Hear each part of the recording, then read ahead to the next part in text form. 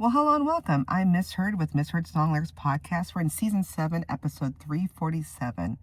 The misheard song lyric is, I came in like a rainbow. And then the correct lyric is, I came in like a wrecking ball. I know you figured it out already. This is our first Miley Cyrus misheard song lyric, and perfect timing since last week's episode 346. I just did her famous godmother's misheard song lyric with Dolly Parton's duet with Kenny Rogers. So this is perfect. Like I said, put a pin in it, and we're now next to the next portion, which is episode 347 on Miley Cyrus. Some Wrecking Ball. It's a song recorded by American pop singer Miley Cyrus for her fourth studio album called Bangers with a Z in 2013. Wow, that was 13 years ago. Wow. And was released on August 25th, 2013 by RCA Records as the album's second single. The song was written by Mozella, Stephen Macchio, and Sasha Scarbeck with Dr. Luke and Circuit, who also served as producers, credited as co-writing along with David Kim. The song was actually recorded from 2012 to 2013 across a multitude of studios in California and New York in the U.S. and Toronto in Canada. Wrecking Ball is a pop ballad which lyrically discusses the deterioration of a relationship. It also debuted at number 50 on Billboard Hot 100 and subsequently became Cyrus's first #1 song on the chart after the release of its very controversial music video. It retained its peak position during the following week. 9 weeks later, the track returned to #1 and subsequently had the largest gap between #1 sittings in Billboard Hot 100 history with a single chart run. That's something interesting to think about. Outside of the U.S., Wrecking Ball topped the charts in Canada, Hungary, Israel, Lebanon, Spain, and the U.K., and peaked with the top 10 of the charts throughout much of continental Europe and Oceania, so beloved by all. It was also the best-selling song of 2013 in Finland, so the Finns loved it too. It is Cyrus's first and only song to crack the Billboard Decade End chart, doing so at number 99 on the 2010s chart. And as of January 2014, Wrecking Ball has sold 3 million digital copies in the U.S. It has been certified 9 times platinum in the U.S., 8 times platinum in Australia, and all over the world. Let's talk about Miss Miley Cyrus, because that's not really her full real name. She was born Destiny Hope Cyrus back on November 23rd, 1992. She's a bibi. She's an American singer, songwriter, and actress, very influential figure in pop music, and also known for her changing artistry and image reinventions. Just like Madonna, you got to just keep it fresh.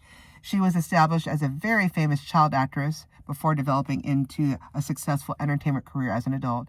She emerged as a lot of tweens now, adults now, remember her as Teen Idol with her portrayal of Miley Stewart in the Disney Channel television series Hannah Montana. She did that from 2006 to 2011, and she was growing a profitable franchise and achieving 2 #1 soundtracks on the Billboard 200. Her solo career began with her U.S. #1 pop album called Meet Miley Cyrus in 2007 and Breakout in 2008. And then the song I Love, it's an earworm, but I love it. Her single Party in the USA from her EP The Time of Our Lives in 2009 was certified 16 times platinum by the RIAA. She also was growing up. She's growing up in front of the camera, so she wanted a more mature image, and boy, did she give it with her dance pop album Can't Be Tame in 2010, and then later transitioned to trap pop and R&B with Bangers in 2013, which created We Can't Stop, and her first Billboard Hot 100 #1 we're talking about today, Wrecking Ball. She explored everything, psychedelic, country, rock genres on so many albums, such as Miley Cyrus and her Dead Pets in 2015, and Pets is spelled P-E-T-Z, she loves the Z, Younger Now in 2017, and Plastic Hearts in 2020. And then after signing with Columbia Records, she released her 8th studio album, Endless Summer Vacation 2023, and the visual album Something Beautiful 2025. The former was led by her second U.S. #1 single, Flowers, which won 2 Grammy Awards, including Record of the Year. And as an actress and television personality, she starred in films like Bolt, 2008, Hannah Montana, the movie, 2009, The Last Song, 2010, LOL, 2012, and So Undercover, 2013. She's received many accolades, including Grammy Awards, 1 Brit Award, 5 Billboard Music Awards, 3 MTV Video Music Awards, and 8 Guinness World Records. She was named a Disney legend and ranked among the greatest pop stars of the 20th century by Billboard. Wow, that's a big moniker. She is also the 8th highest certified female digital singles artist by the RIAA. She has featured in listicles such as the Time 100, 2008, 2014, and Forbes Celebrity 100, 2010 and 2015. And in 2014, she founded a Happy Hippie Foundation focusing on the LGBTQ community and youth homelessness. Personal life. Okay, let's get there. She has said she's dated singer-actor Nick Jonas from 2006 of June to December 2007, claiming they were in love and began dating soon after they first met. Of course, that relationship attracted considerable media attention. And then Cyrus was in a 9-month relationship with model Justin Gaston from 2008 to 2009. And then we move on to 2009, where she's filming the last song. She began an on-again, off-again relationship with her co-star Liam Hemsworth, yes, part of the Hemsworth clan, and said, hey, they were first engaged from May 2012 to September 2013. She also dated actor Patrick Schwarzenegger, did not know that, 2014 and 2015, and model Stella Maxwell in 2015. Then, March of 2016, she and Hemsworth rekindled their relationship and then got engaged again that October. Sadly, in November 2018, their home burned down in the Woolsey fire in California. And then on December 23rd, Cyrus and Hemsworth married in a private ceremony at their home in Nashville. She said her marriage redefined what it looks like for someone that's a queer person like me to be in a hetero relationship while still very sexually attracted to women. Interesting. She said the ceremony was kind of out of character for me because they had worn rings forever and definitely didn't need it in any way. She believed the loss of her home to be the catalyst for the wedding, saying, quote unquote, the timing felt right and that no one is promised the next day or the next, so I try to be in the now as much as possible. Then on August 10th, 2019, sadly, Miley Cyrus announced her separation. On August 21, Hemsworth filed for divorce, citing irreconcilable differences. They tried. It didn't happen. So the divorce was actually finalized on January 28, 2020, so about 6 years ago. And then after announcing her separation from Hemsworth, she started dating Caitlyn Carter from August to September 2019. In October 2019, Cyrus began dating Australian singer Cody Simpson, a longtime friend. But then in August of 2020, they announced that she and Cody Simpson split up. Her announcement coincided with her release of her single Midnight Sky, which was inspired by her breakups with Hemsworth, Carter, and Simpson. So if you haven't heard it, check it out.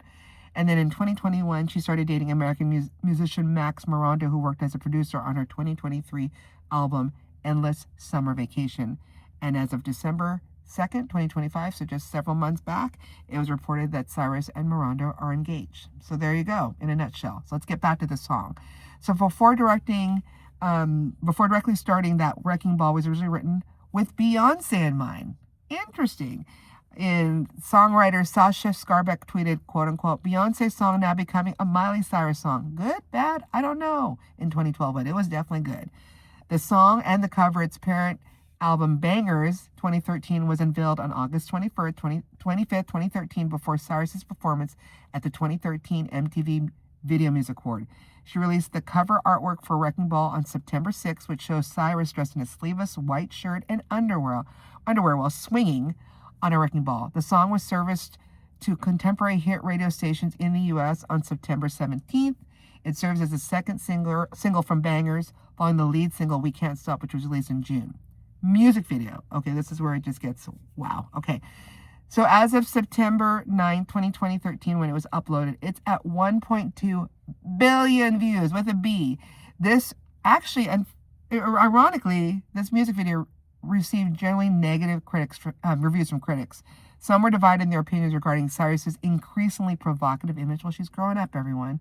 Writing for Billboard, Jason Lipschutz stated that the nude Cyrus showing straddling a swinging wrecking ball was the most surprising piece of the clip. And then the staff from Entertainment Weekly joked that version would be scandalized, titillized, disappointed in Billy Ray's parenting skills, because remember, her dad is Billy Ray Cyrus, after seeing his daughter nude and filleting a sledgehammer. So lots of people had all their sayings on it, but guess what? It's still popular, 1.2 billion. You can't sneeze out that.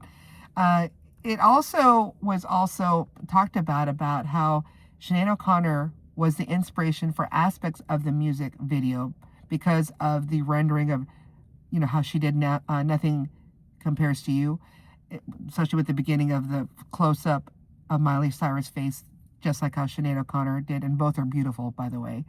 Sinead O'Connor praised Cyrus's singing talent, but expressed concern about her being prostituted by the music industry through her alleged sexualization, going as far as to pen an open letter to admonish Cyrus. Interesting.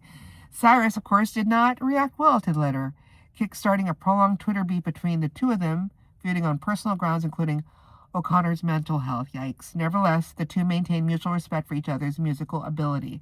And per song facts, a close-up shot of Cyrus shedding a tear in the video was evocative of the 1990s Sinead O'Connor hit Nothing Compares to You, where the Irish singer also cries when she claimed was a real tear. Speaking with Rolling Stone, Cyrus said of the Wrecking Ball video, it was like Sinead O'Connor video, but like the most modern version. I'd have to agree. The statement, again, prompted that open letter and back and forth. Here you go. O'Connor also made reference to Cyrus's licking a sledgehammer in the song's video and swinging naked on the metal demolition ball, quoting, "I'm extremely concerned for you that those around you have led you to believe or encourage you in your own belief," she wrote, "that it is in any way cool to be naked and licking a sledgehammer in your videos. Please, in future, say no when you're asked to prostitute yourself." Woo!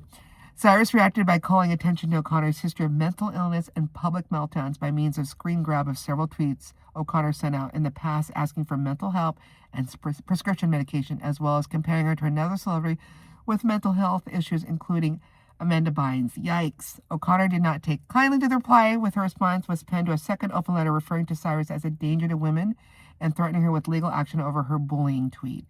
Cyrus cut off communication with two more tweets. The first explained that she was too busy to write a letter. She would be appearing on Saturday Night Live, a show O'Connor was banned from tearing a picture of the Pope at that time. And the second saying, "If you'd like to meet up and talk, let me know in your next letter." So back and forth. All right. So did you know, with 19.3 million views in the first 24 hours of its release of that music video, it held a record for the most views in the time frame across Vivo performance. So that's why it's hitting so big. The record was held by One Direction's music video for Best Song Ever, which amassed 10.9 million views in July.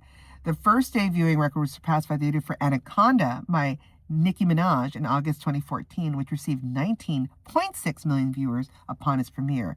And then a director's cut of the music video was released on September 24th, which features only the close-up footage of Cyrus singing against the white backdrop.